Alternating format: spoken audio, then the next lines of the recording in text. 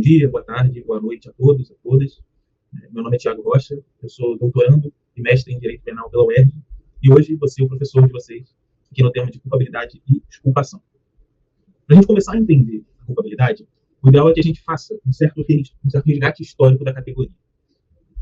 E aí, acredito que vocês vão entender por que a gente está fazendo isso no final. Então, vamos voltar uns passinhos aí no curso histórico, lá para o causalismo, no início do causalismo, onde se propôs uma concepção psicológica de culpabilidade. Dentro dessa concepção psicológica, culpabilidade era a relação psicológica entre o sujeito, entre o agente e o seu fato. Então, era o vínculo mental que ele mantinha com o fato. E aí, essa culpabilidade podia se manifestar de duas formas, como dolo ou como culpa. Como uma intenção direta ou como uma vontade, como um ato voluntário. Mas que não tinha essa intenção direcionada ao resultado criminoso. Então, eram duas formas pelas quais podia se manifestar esse vínculo mental entre o sujeito e o seu fato. Óbvio que, como pressuposto disso, tinha a capacidade de culpabilidade, ou seja, a capacidade para que o sujeito consiga se ligar mentalmente ao seu fato. E é isso o que a gente chama hoje de culpabilidade. Né? Então, a gente tinha a gente chama de imputabilidade. Né? Então, a gente tinha a imputabilidade como pressuposto dessa culpabilidade. Então, ela não era exatamente um elemento da culpabilidade, mas ela era um pressuposto, é preciso para ser culpável, ser capaz de culpabilidade. E a culpabilidade em si se manifestava de duas formas, dolo ou culpa. Quando se passa para os neocausalistas, inaugura-se uma nova teoria sobre culpabilidade, a chamada teoria psicológico-normativa da culpabilidade. Então, os nomes já vão começar a entregar para a gente o que está mudando. Se a teoria anterior era uma teoria psicológica da culpabilidade, essa teoria é uma teoria psicológico-normativa da culpabilidade, o que significa que a ideia de um vínculo mental entre o sujeito e o seu fato, ela não desaparece, ela continua. Mas a ela é adicionada uma perspectiva normativa, um elemento normativo. E que elemento normativo é esse? Esse elemento é a reprovabilidade. Então, para alguém ser culpável, para os neocausalistas, para a teoria psicológico-normativa da culpabilidade, não basta o vínculo mental, a relação psicológica do sujeito e do fato. Mas é preciso que ele possa ser reprovado por ela e por o fato que ele praticou. Então, a gente tem aí do lado um elemento psicológico, um elemento mental, de vinculação mental com o fato, e um elemento normativo, que é a reprovabilidade. Mas como eu posso reprovar alguém? O que é que me diz que alguém pode ser reprovado pela conduta que praticou? O poder agir de outro modo. Então, aquela pessoa tinha a possibilidade de agir conforme a norma, ela tinha a possibilidade de agir conforme o direito. Se sim, ela pode ser reprovada por ter agido de forma contrária. Se não, não tem lugar a reprovação. Né? Então, a gente tem esses dois elementos, e com o acréscimo da reprovabilidade, vem, portanto, a exigibilidade de conduta diversa como um elemento da culpabilidade, já que só com a possibilidade, com a exigibilidade de uma conduta diferente da conduta criminosa, se pode reprovar alguém. Então, a gente passa a ter, na verdade, três elementos. Né?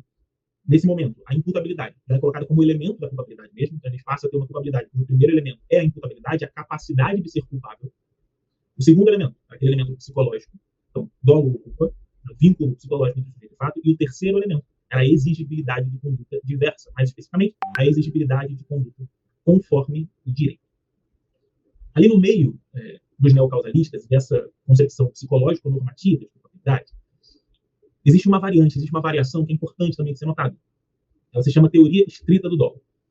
Em alguns lugares, alguns autores, a gente vai ver a ideia de que no neocausalismo, e às vezes isso é dito não só em relação aos neocausalistas, mas em relação ao causalismo de forma geral. Diz que o causalismo previa um dolo afetado pela consciência de ilicitude.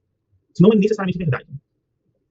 Mas onde que surge isso e por que se fala isso? Porque em algum momento ali do causalismo, mais especificamente, os neocausalistas, já fundada a teoria psicológica normativa da probabilidade, surge uma variante dentro dessa teoria, que se chama de teoria estrita do dolo. E a teoria estrita do dolo ela vai propor que dolo não pode se contentar com conhecimento relativo aos fatos unicamente. Conhecimento do dolo também tem que se referir à ilicitude do fato. É necessário que o sujeito saiba que está praticando alguma coisa proibida. Isso surge, portanto, no seio dessa teoria psicológica normativa da probabilidade. Portanto, causalismo, o nome disso é dolos malos, né? Um dolo mau, diferente de um dolo natural, que é relativo só aos fatos. Isso significa que no causalismo, você não tem um dolos malos de forma geral. Mas que em algum momento histórico, dentro do causalismo, essa ideia foi efetivamente proposta e absorvida de forma dominante pela doutrina. Então, nesse momento, nesse segundo momento de uma teoria psicológica normativa da probabilidade, você continuava tendo os mesmos três elementos, mas você tinha uma sofisticação a mais do dolo. O dolo não se referia mais somente aos elementos de fato. E agora também previa a consciência da ilicitude. Saindo daí, a gente começa a chegar na nossa estrutura que a gente conhece hoje de probabilidade, que é a partir do finalismo, e a partir da teoria normativa da probabilidade, ou teoria normativa pura da probabilidade. Essas mudanças de nomes vão mostrando pra gente o que vai sendo acrescentado e retirado. Se lá em cima a gente falava de uma teoria psicológica da probabilidade, depois a gente falou de uma psicológica normativa da probabilidade, e agora só uma teoria normativa da probabilidade, então a gente tem, a partir do pressuposto, que aquele elemento psicológico ele é retirado da equação. E por que ele é retirado da equação? Como acredito que vocês já saibam bem, Welsel, quando falou sobre finalismo, acredito que o elemento dogmático que sofreu as maiores consequências do método ontologista de Wells foi a ação. Então, em Wells, a ação não era mais como era para os causalistas, não era mais uma mera causação de um resultado, não era um ato voluntário que produz consequências no mundo exterior, que é como os causalistas definiam a ação. Ela não é só isso, ela é isso também, mas ela é uma atividade final. Ela é produzir mudança no mundo exterior, mas é fazer isso a partir de uma finalidade, é atuar conforme uma finalidade. Então, e se a gente parar para pensar, o que é o dolo, se não a própria finalidade da ação, que também está presente na culpa, apesar de nos casos culposos, a gente não está falando de condutas em que o sujeito tinha o resultado lesivo como seu objetivo. Ele erra no manejo dos meios para chegar no seu resultado. O resultado querido chega em outro resultado. Mas em ambos, a finalidade é o que rege a coisa.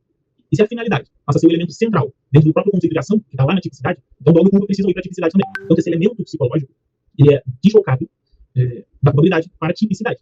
E aí o que a gente conhece hoje como tipicidade subjetiva, né? E aí está a importância daquela teoria estrita do dolo.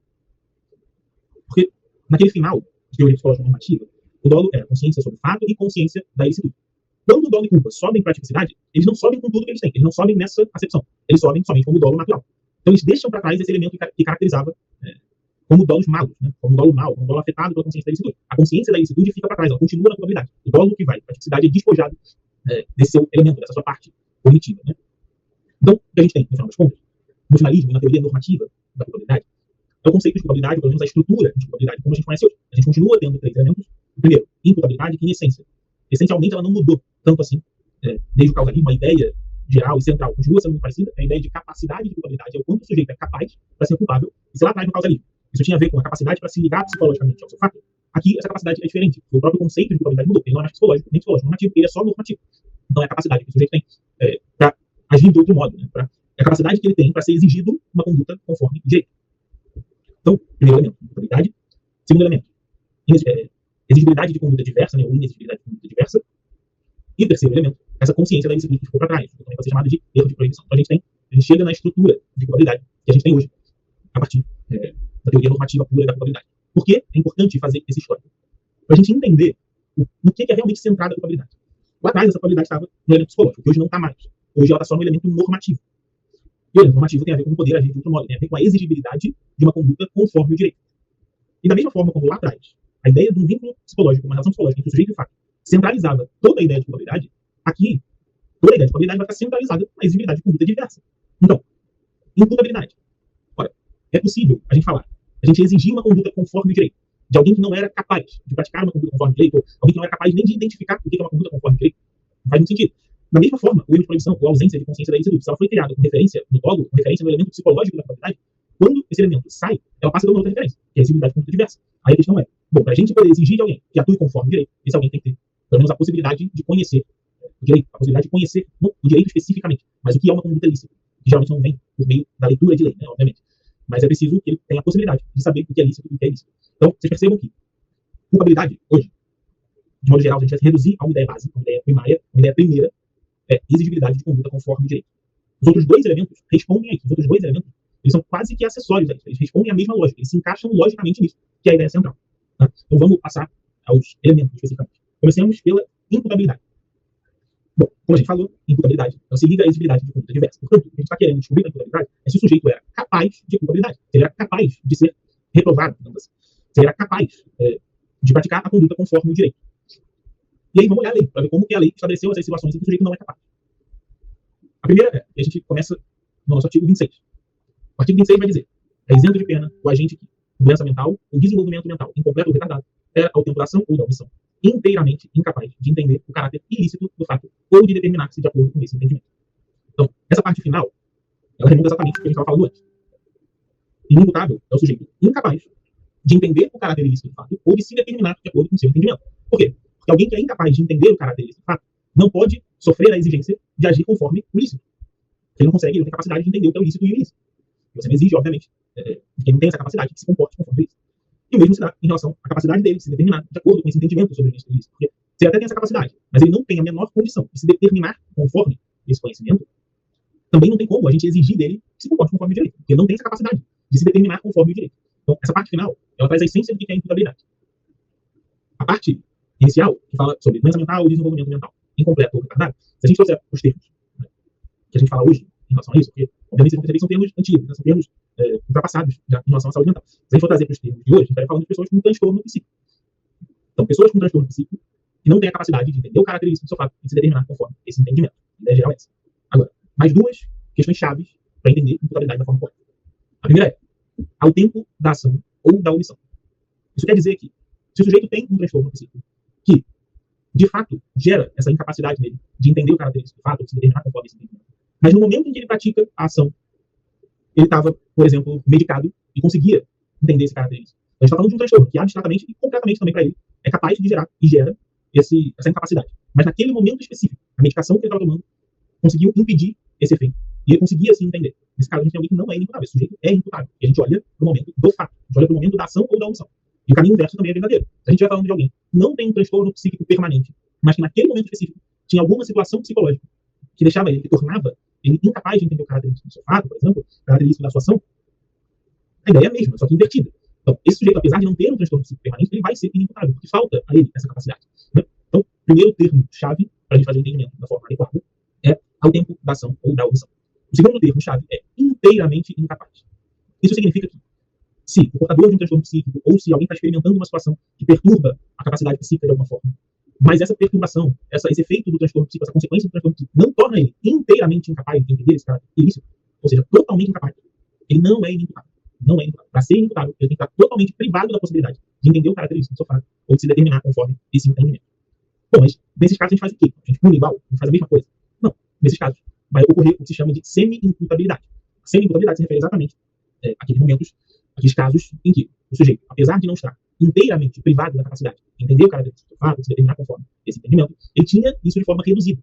Então ele era parcialmente incapaz, ele era parcialmente capaz. Mas a capacidade era reduzida. E aí, isso mostra de novo como os demais elementos da probabilidade sempre remetem à exigibilidade conduta diversa, que é o elemento base da probabilidade. Assim como lá na ilicitude, o elemento base é o exercício de direito, a legítima defesa é uma forma de exercício de direito, o estado de necessidade é uma forma de exercício de direito, o elemento base é o exercício de direito. Na culpabilidade, o elemento base é a exigibilidade de conduta diversa. Quando a gente vai falar de culpabilidade, a gente vai perceber que tudo se remete a isso. Porque exigibilidade de conduta diversa é um conceito graduável. Você pode ser, não existe só total exigibilidade e total inexigibilidade. Existe também mais e menos exigível. Alguém que tinha as suas capacidades específicas, de certa forma, incapacitadas, mas não de forma completa, não de forma plena, não de forma inteira, só de forma parcial e reduzida, esse sujeito de fato não é um inimputável, porque não era inteiramente capaz. Mas esse sujeito também não tinha a mesma possibilidade de se comportar conforme o direito do que aquele que não tinha nenhum tipo de redução nessa sua capacidade. Portanto, ele não é totalmente inexigível a conduta conforme o direito. Não é inexigível para ele, mas ela também não é plenamente exigível. Ela é menos exigível. E se ela é menos exigível, precisa ter uma compensação disso na sua condição. Portanto, culpabilidade centrada na exigibilidade de conduta diversa é um conceito graduado. Tá? E por isso que existe o conceito de semi-imputabilidade. Nesse artigo 26, tanto o caput quanto o seu parágrafo único, a gente percebe o que se chama de critério biológico para a inimputabilidade.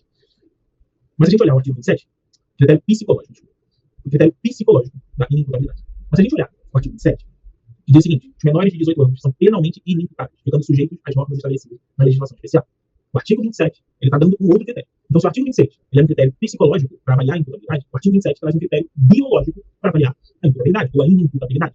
Porque, diferente do artigo 26, a gente não vai ficar questionando muito quão capaz esse sujeito é. A gente vai olhar para um marco etário fixo e objetivo que o legislador colocou. Ou o sujeito é menor de 18 anos, ou ele não é.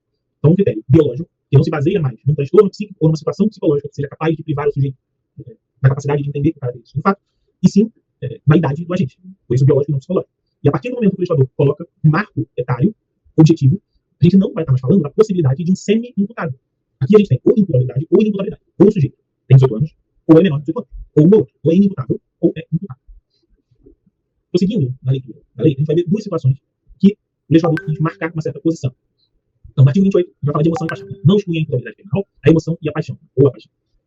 Bom, aqui é meramente dizer o óbvio, o que muitas vezes o texto legislativo faz, não tem problema nenhum. Pior é que o texto legislativo pede por não dizer alguma coisa do que diga algo que pareça óbvio. A emoção, a paixão, elas não são capazes de afetar inteiramente a sua capacidade de se comportar conforme o direito, de entender o caráter ilícito do fato, de se determinar conforme o seu entendimento. Então, de modo geral, a emoção e a paixão, ainda que não tivessem aqui, elas já não estariam dentro de uma inimputabilidade. Tá? Agora, claro, quando o legislador coloca a emoção e a paixão, é para simplesmente gerar uma certa segurança jurídica no caso. E não tem nenhum tipo de discussão de, bom, será que nesse caso aqui privou completamente? Será que privou inteiramente? Será que nesse caso aqui não? O legislador já dá uma decisão político-criminal, dizendo, olha, em todos os casos, a gente vai considerar a emoção ou paixão como incapazes de gerar essa privação completa. Diferente é no caso da embriaguez, que está no inciso 2 do artigo 28. Então, o inciso 2 do artigo 28 vai falar a embriaguez voluntária ou culposa pelo álcool ou substância de efeitos análogos.